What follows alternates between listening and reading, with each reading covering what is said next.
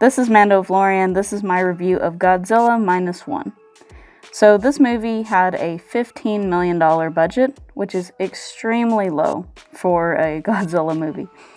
But don't let that scare you from going to see this, because this movie is so good, guys. I give it an overall rating 9 out of 10. You wouldn't be able to tell that it was a low budget. The visual effects are fantastic. The acting was really good. The story is amazing.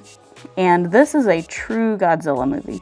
I really love the American Godzilla movies. Like, they kind of make him like a superhero. He's trying to be the alpha predator and, take down the other threats to his territory and all that. But this movie is a callback to the original idea of Godzilla and what Godzilla is a metaphor for.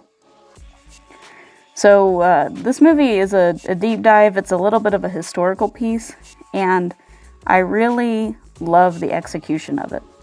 The director, the crew, they all did an amazing job, and it was really fun because this is a foreign film. It was made in Japan. You do have to read subtitles. It didn't bother me at all, but it's a glimpse back into post-World War II Japan, and it was really cool to see that, especially from an American perspective, because you got to see a more authentic view in a new perspective, in my opinion, than what most Americans have seen of that era in Japan. And it's a really interesting movie because that was probably a very touchy, hard subject, for the producers, for the team, and for the country to make. But it was all done very respectfully. And Godzilla, in his original creation, was a metaphor for the nuclear bomb.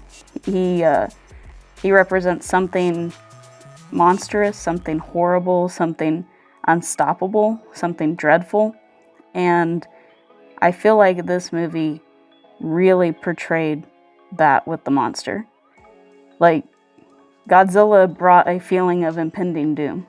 And one of my favorite scene from this movie, and obviously you shouldn't be watching this review if you haven't seen it, but my favorite scene from the movie was when Godzilla is attacking, Ginza, the city of Ginza, and he shoots his heat beam, and it's like a nuclear reaction. And as soon as it hits at mushroom clouds, it comes back, and you see this blast coming at all these people in the city. And there's nothing that they can do. Like, they're just watching it coming. They know death is coming. You can't run from it. You have to accept it. And that was truly what it was probably like when, the nuclear bombs were dropped on Japan. And so that was a very humbling scene, a very reflective scene in a lot of ways. Like, it was heavy.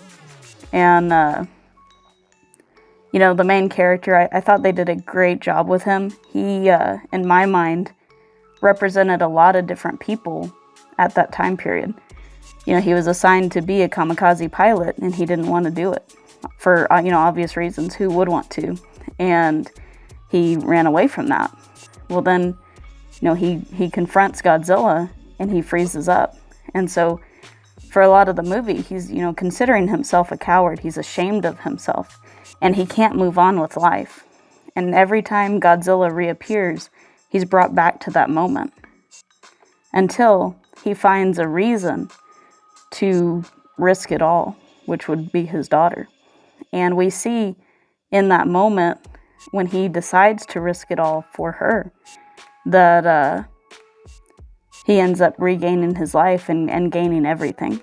So it was a really cool, really emotional movie in a lot of ways.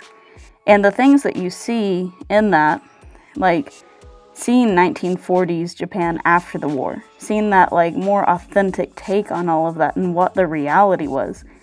Having, this woman that finds this baby that was orphaned and being like, I just found this baby in the rubble, And them kind of making this like makeshift family, that was a reality for a lot of people back then.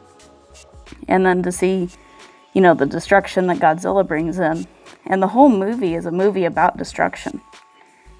And what I found really interesting about it was no government could stop it.